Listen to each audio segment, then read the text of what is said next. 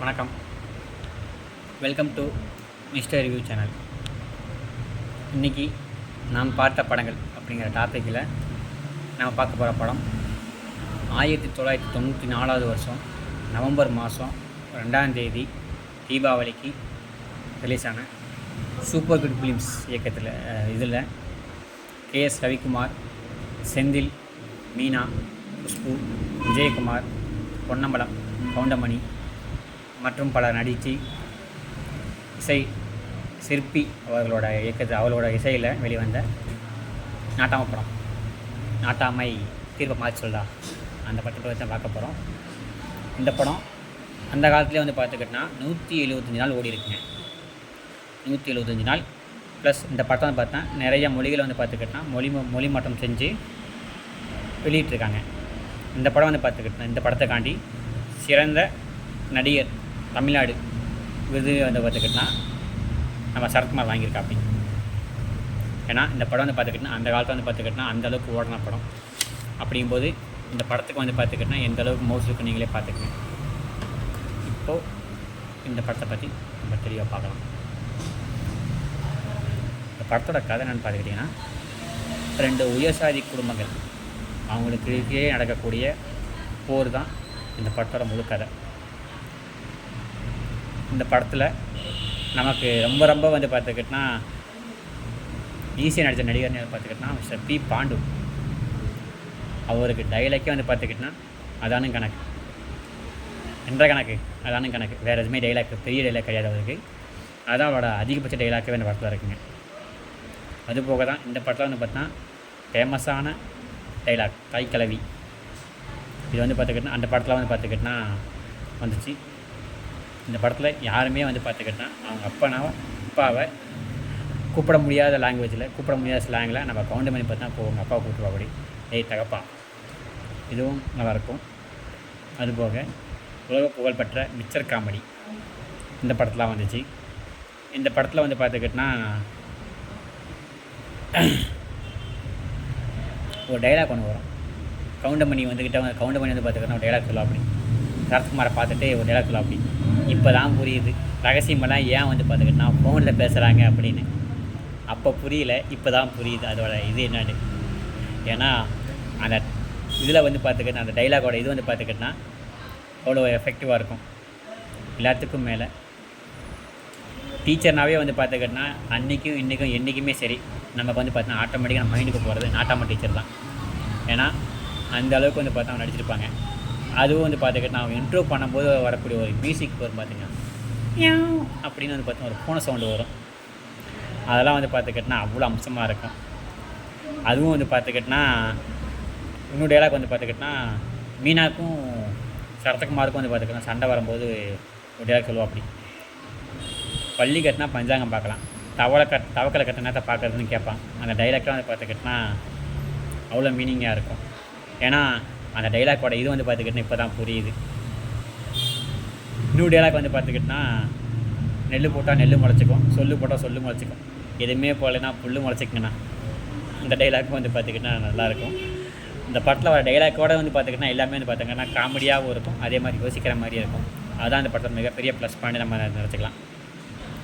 அதே மாதிரி நாக்களிக்கு போயிடும் தப்பாக பேசாது. ஏன்னா யாரையுமே பார்த்தா தப்பாக பேசக்கூடாது, தப்பாக பேச நாக்களிக்கு போயிடும்னு ஒரு டைலாக் வரும். அதுவும் பார்த்துக்கிட்டோன்னா அவ்வளோ அருமையாக இருக்கும். எல்லாத்துக்கும் மேலே இன்ட்ரோடுக்கு அப்புறம் வரக்கூடிய நம்ம விஜயகுமார் சார், அவரோட நடிப்பு பார்த்துக்கிட்டோன்னா அவர் நடித்தாருன்னு சொல்ல முடியாது, வாழ்ந்திருக்காரு. அப்படி தான் எனக்கு படத்தை பார்க்கும்போது தோணுச்சு. அந்த அளவுக்கு பார்த்துக்கிட்டோன்னா அவர் அருமையாக இருந்திருப்பா அப்படி. அதே மாதிரி அண்ணனா வரக்கூடிய சரத்குமாருக்கு பொண்ணு பார்க்க போகிற சீன் ஒன்று இருக்கும். அதில் பார்த்துக்கிட்டோன்னா மனோரமாக பார்த்துக்கிட்டோன்னா மீனாவை செக் பண்ணுற சீன்லாம் பார்த்துக்கிட்டோன்னா அவ்வளோ அருமையாக இருக்கும். காது கேட்குதெல்லாம் செக் பண்ணுறேன், பாட தெரியுமா செக் பண்ணுறேன், அதாவது பேச்சு வருமானம் செக் பண்ணுறேன், நடக்க தெரியுமா செக் பண்ணுறேங்க வருன்னு சொல்கிற சீன்லாம் பார்த்துக்கிட்டோன்னா இன்றைக்கி அளவுக்கு பண்ண ரசிக்கக்கூடிய சீனாக இருக்கும். அதெல்லாம் இந்த படத்தை எப்போ பார்த்தாலும் அவ்வளோ இதாக இருக்கும்.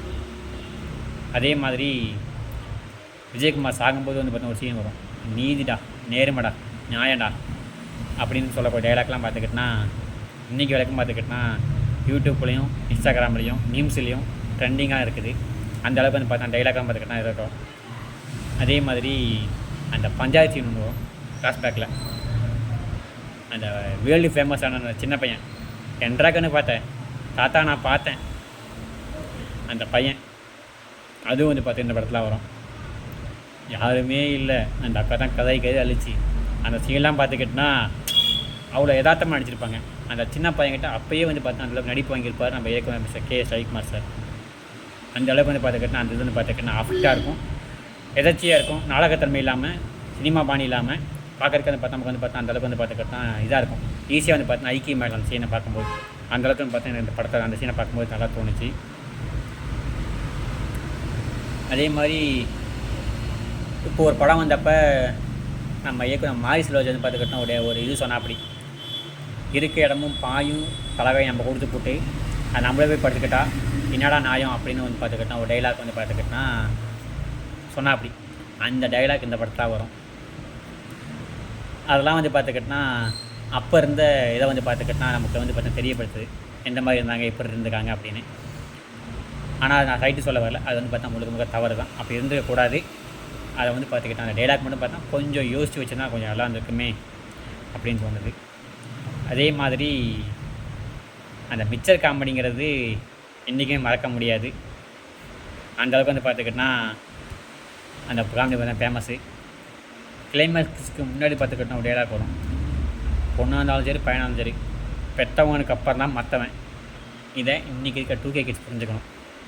ஏன்னா நான் வந்து பார்த்துக்கிட்டேன்னா 12 வயசில் வந்து பார்த்துக்கிட்டா காலேஜ் போவேன், 12 வயசில் ஸ்கூலுக்கு போகிறேன், 15 வயசில் காலேஜ் போகிறேன், 15 வயசு கல்யாணம் பண்ணி சொல்லிட்டு இருக்காங்க பார்த்தீங்களா. அதெல்லாம் பார்த்துக்கிட்டான் அந்த டைலாக் வந்து பார்த்துக்கிட்டான் யோசிச்சாங்கன்னா அவங்களுக்கு தெரியும், பெற்றவங்களுக்கு அப்புறம் தான் மற்றவன். எவ்வளோ உள்கருத்து இருக்கும் பாருங்களேன். அதெல்லாம் வந்து பார்த்துக்கிட்டான் அந்தளவுக்கு வந்து பார்த்துக்கிட்டான் யோசிச்சாங்கன்னா செம்மையாக இருக்கும். 175 நாள் 55 லட்ச ரூபா பொருள் செலவில் எடுக்கப்பட்ட படம் இந்த படம். 175 நாள் ஓடி இருக்குங்க அந்த படம். அப்போனா எப்பேற்பட்ட படம்னு பார்த்துக்கேன். அதே மாதிரி இந்த படத்துக்கு வந்து பார்த்தீங்கன்னா பின்னணி இசையில் வந்து பார்த்தீங்கன்னா மிஸ்டர் சிற்பி சார் வந்து பார்த்துக்கிட்டா சூப்பராக பண்ணியிருப்பாடி. அதுவும் ஆரம்பத்தில் வந்து பார்த்துக்கிட்டா நாட்டாமல் கையை சச்சா அப்படிங்கிற பாட்டு வந்து பார்த்துக்கிட்டா இன்றைக்கி அளவுக்கு வந்து பார்த்துக்கிட்டா ரொம்ப ரொம்ப கேட்கக்கூடிய பாடல், இனிமையான பாடல். இந்த படத்தில் வந்து பார்த்துக்கிட்டா நிறையா இருக்குது, எல்லாருமே சூப்பராக நடிச்சிருப்பாங்க. படமும் வந்து பார்த்திங்கன்னா 2 மணி நேரம் 33 நிமிஷம் தான், ரொம்ப லென்த்தான படமும் கிடையாது. அந்தளவுக்கு படம் அருமையாக இருக்கும். குறைகள்னு சொல்கிற அளவுக்கு வந்து பார்த்துக்கிட்டோன்னா ஒன்றுமே இல்லை, எனக்கு தெரிஞ்ச வரைக்கும் இந்த பார்த்தா குறைகள்னு சொல்கிறதுக்கு ஒன்றுமே இல்லை. டைரக்ஷன் வந்து பார்த்துக்கிட்டோன்னா கே.எஸ். ரவிக்குமார் பார்த்துக்கிட்டோன்னா அன்றைக்கி எந்த அளவுக்கு இருந்திருக்குது அப்படிங்கிறத மக்களோட பல்ஸை வந்து பார்த்தோன்னா புரிஞ்சுக்கிட்டு அதை வந்து பார்த்துக்கிட்டோன்னா கொஞ்சம் கூட வந்து பார்த்துக்கிட்டோன்னா குறை இல்லாமல் தொய்வு இல்லாமல் எடுத்து வைப்பபடி அதுதான் கே.எஸ். ரவிக்குமார் சாரோட ப்ளஸ் பாயிண்ட்னே சொல்கிறது. எல்லாத்துக்கும் மேலே அன்றைக்கும் இன்றைக்கும் என்றைக்குமே இந்த படம் வந்து பார்த்துக்கிட்டோன்னா ஒரு கல்ட்டு கிளாசிக் படம் தான். எத்தனை பேர் இந்த படத்தை பார்த்துருக்கீங்க?